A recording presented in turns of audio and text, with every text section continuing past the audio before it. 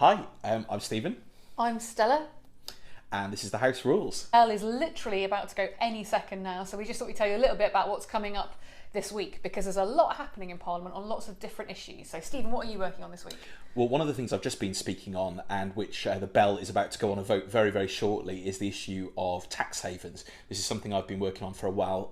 People trying to avoid paying tax, big corporations trying to avoid paying tax, often that should be going to some of the poorest countries in the world. Yeah. And unfortunately, we have a lot of overseas territories and other dependent territories around the world, places like the British Virgin Islands, which you'll have heard of, was heavily featured in the so-called Panama Papers. Yeah. And one of the difficult things is it's very, very difficult to work out who owns the companies that are registered in these locations. Yeah. So I've been supporting colleagues like Caroline Flint and Margaret Hodge today on their amendment to try and ensure that there is a full, transparent list of who owns what in these tax havens, so we can really work out what's going on. Often with tax legislation, if you can follow the name, you can follow the money. The bell goes when there is a vote. That means that whatever amendments we might have put down or the government might have put down, there's a division, there's difference of opinions about whether we're going to vote for them. See, I've been leading a campaign with MPs here to stop him speaking in both houses of Parliament, but out there in the country we've had millions of people, including many thousands in both our constituencies, arguing that he shouldn't come on a full state visit. 7,000 people in Walthamstow alone have signed petitions saying they do not think he should be allowed to come. And 4,000 or thereabouts in Cardiff South and Penarth. So clearly there's a lot of strong feeling out there. It's about 10-15% of everybody who lives in my local community. A lot of people who feel very strongly. It's not they don't want Donald Trump to be spoken to or for us to work with him and try and challenge him. They just don't think we should roll out the red carpet for him. Sadly, the government doesn't seem to agree with us that actually there is a cause for concern. Particular shout out to John Bercow, who has listened to members of Parliament from across all different political parties who've said, actually, we don't think President Trump should be given the honour of addressing Parliament. Now, John Bercow's taken a lot of flack for doing that, but he was responding to a call from MPs like ourselves. So thank you, John, for listening. Disappointing to see a pretty nasty and personal campaign from some MPs in the House, trying then to bring up a whole series of issues that they had of other concerns with the Speaker.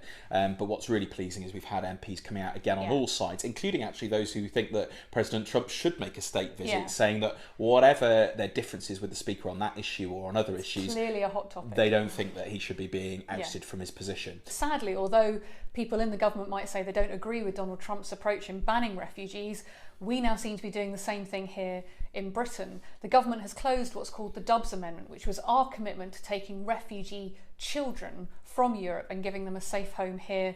Ever since then, we've been looking at how we can challenge their behaviour, and this Thursday in Parliament we'll be having a backbench business debate on the rights of refugees and particularly how we as a country treat unaccompanied child refugees. Promised we would take around 3,000 of these children. There are 95,000 of them in Europe, so it's really a very small number, but that would be us doing our bit. This government has turned its back on those children. We're trying to make sure, and there's MPs across the House who agree with this, that actually we do the right thing. I've been working on an issue around taxi drivers and the gig economy. So many people these days working on low incomes in often very insecure work. It's not clear what their employment rights are, often being exploited by companies. And there's obviously been some very high profile cases of this. And I've been working with a lot of taxi drivers, and I'm hopefully going to be trying to get a debate on that in Parliament in the next few weeks. And I'm working on something a bit more left field maybe, because Walthamstow was the English Hollywood. It was the home of film production in this country at the start of the turn of the century. So I've been working with local community groups to identify the places where they were, to have plaques put up to commemorate that, and to encourage our local creative industries. So we're at the moment looking at lots of pictures of all the films that were filmed in Walthamstow, and to make sure people can recognise it as the birthplace of British cinema. But as you can hear, the bell is going, so that means we better run. Less than 8 minutes now to go down and vote on these important amendments. So we're going to get down and do that. But if you're enjoying the House Rules and you want to ask us questions, you want to find out more, obviously do subscribe, follow us, like us, and share this with other people, whether it's on Facebook or YouTube you're watching, and we'll be back soon with some more information.